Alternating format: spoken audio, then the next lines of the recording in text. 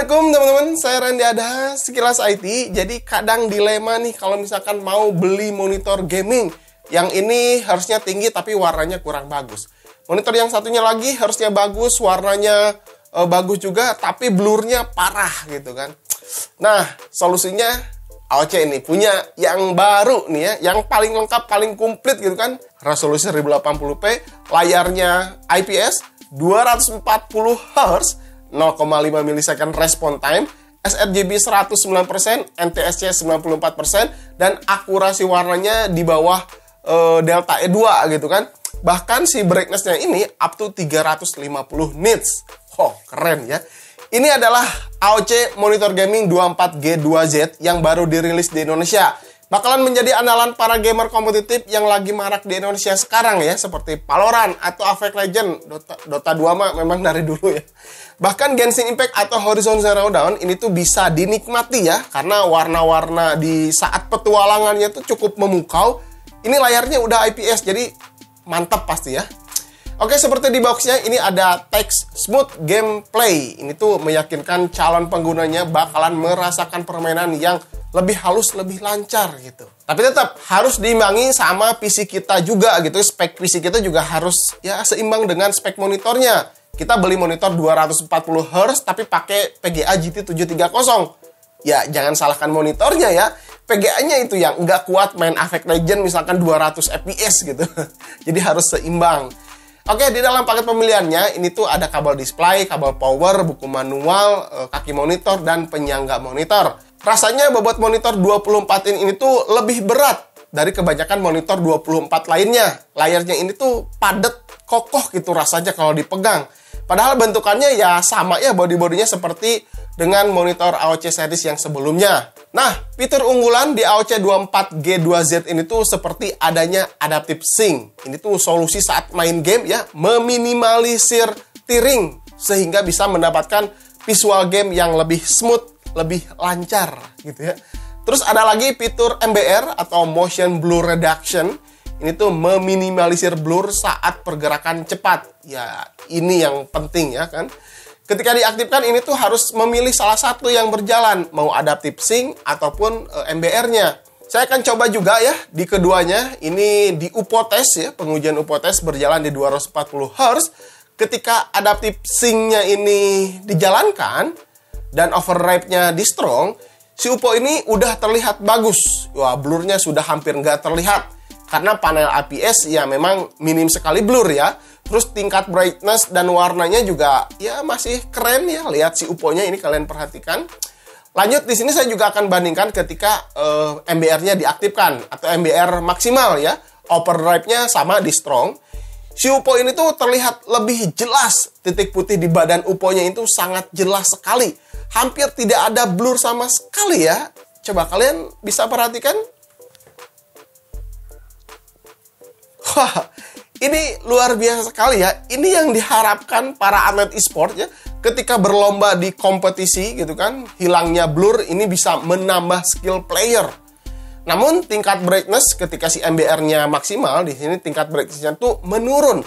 Layar menjadi semakin sedikit gelap ya. Ini tuh tapi harusnya nggak ada masalah. Biasanya game-game kompetitif ya seperti Valorant, terus Apex Legends, ini tuh punya warna-warna yang cukup pop up seperti warna senjata, warna item-item, warna karakter. Ini tuh saturasinya cukup tinggi juga gitu kan.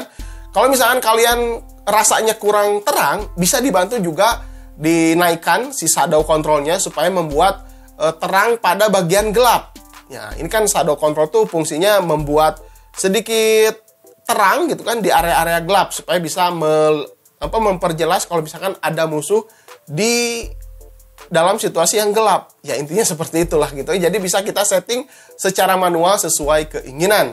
Lanjut ada mode HDR. Di sini meskipun hanya dari software saja tapi terasa lebih bagus dibandingkan yang panel VR kemarin ya. Ketika saya aktifkan di mode HDR movie saat nonton film ya, ini khususnya kerasa banget ya si saturasi layar dan brightness-nya tuh semakin membaik sehingga menghasilkan visual yang lebih tajam. Fitur game mode juga sudah tersedia di sini ya, bisa digunakan jika kalian malas setting-setting manual, tinggal pilih saja di sini ada mode FPS, Mode-mode banyak pokoknya, terus fitur pelengkap lainnya juga seperti shadow control, low blue light, game control, terus frame counter. Sudah lengkap pokoknya ya di sini. Oh iya, port di belakang ada 2 HDMI dan 1 kali display port. Terus ada port audio dan yang paling pojok itu ada port power. Kalau kalian lagi ingin belajar menjadi atlet e-sport atau serius di game FPS, AOC 24G2Z ini sudah sangat mendukung ya.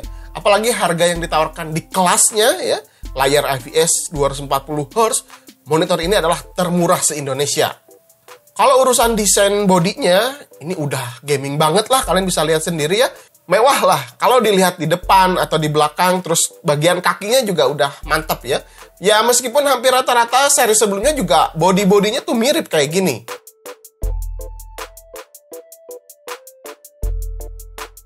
Nah, jadi kesimpulannya, si monitor AOC 24G2Z ini tuh dihadirkan menjadi pelengkap di kelas AOC Monitor Series. Dengan harga 4,2 jutaan, dengan fitur lengkap, panel IPS 240Hz, 0,5 milisecond, sRGB 109%, dan garansinya tentunya 3 tahun. Ini yang penting juga ya. Ditambah lagi fitur-fitur pendukung seperti Adaptive Sync, MBR, ini bisa dimanfaatkan untuk memaksimalkan si monitor ini, seperti yang saya tadi coba ya, untuk meminimalisir blur. Jadi ya fitur-fitur ini sangat ngedukung untuk si monitor 24G2Z ini. Beberapa minggu saya pakai monitor ini buat main game Apex Legends dan ngedit-ngedit. Ya meskipun main gamenya juga ya gak jago-jago amat gitu ya. Tapi memang berasa lebih halus dibandingkan monitor saya sebelumnya yang pakai 144Hz panel PA. Tapi kalau kalian cari monitor 27 inch yang lebih gede dari ini, AOC ada juga. Ada C27G2Z, sama-sama 240Hz, harganya 4,4 jutaan, tapi layarnya VA. Terus kalau misalkan pingin yang lebih murah lagi, AOC ada juga. Ada 24G2, harganya 3,2 jutaan ya. Panelnya udah IPS, tapi 144Hz. Jadi sesuaikan dengan keinginan kalian atau kebutuhan kalian. Tapi jangan lupa, ingat ya pesan saya, PC kalian juga harus seimbang dengan monitornya gitu kan. Jangan monitor punya 144Hz atau 240Hz gitu kan. Tapi PC kalian tuh masih tetap menggunakan PGA yang jadul, yang lawas banget gitu kan. Jadi nanti komplain, wah kenapa ini udah 240Hz tapi tetap nge-lag gitu.